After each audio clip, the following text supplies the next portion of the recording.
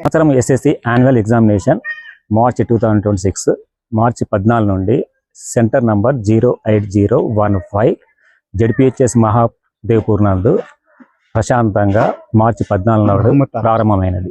మహాముత్తరం sir. మొదటి రోజు తెలుగు పరీక్ష. ఇందుకు గాను మా స్కూలుకు 183 మంది విద్యార్థులు కేటాయించరైనది. 183 మందికి 183 మంది పూర్తిగా హాజరైనారు.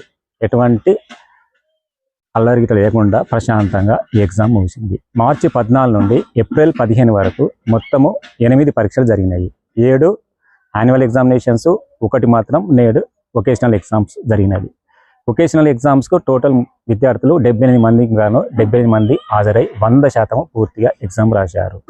ఈ 8 రోజుల ఎగ్జామ్లో పరీక్షలు ప్రశాంతంగా ప్రభుత్వ ఆదేశానుసారము గైడ్లైన్స్ ప్రకారము ఎటువంటి డిస్టర్బెన్స్ లేకుండా మొబైల్స్ లోపలికి అలౌ చేయకుండా సెంటర్ నందు పీస్ఫుల్గా ప్రశాంతంగా నిర్వహించినది.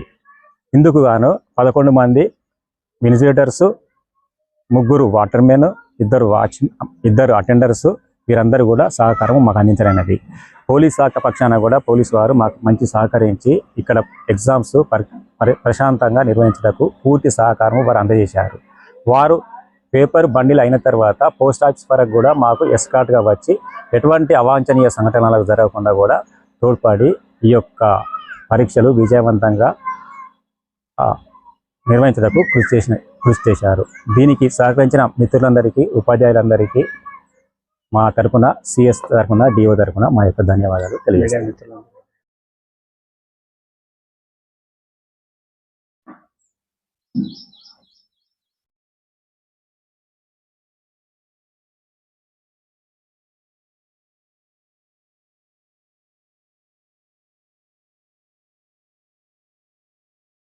మాకు ఎస్ఎస్సి ఎగ్జామినేషన్స్ పూర్తి కావడం జరిగింది.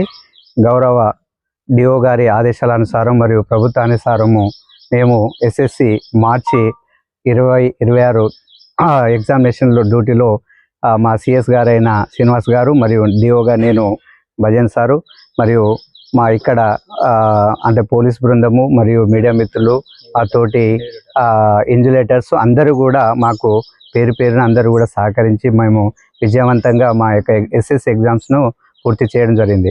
ఎటువంటి డిస్టర్బెన్స్ లేకుండా పిల్లలు కూడా ప్రశాంతమైన వాతావరణంలో ఇక్కడ ఎగ్జామ్స్ రాయడం జరిగింది. అదేవిధంగా ప్రతిరోజు కూడా మేము అంటే ప్రభుత్వం యొక్క గైడ్లైన్స్ పాటిస్తూ మంచి ప్రశాంతమైన వాతావరణంలో ఎస్ఎస్సి ఎగ్జామ్స్ను కండక్ట్ చేయడం జరిగింది. అంటే ఈ ఎగ్జామ్ పూర్తి కావడానికి సహకరించిన అంటే మిత్రులందరికీ కూడా ప్రతి ఒక్కరికి కూడా పేరున ప్రత్యేక ధన్యవాదాలు తెలుపుతూ ముగిస్తున్నాను.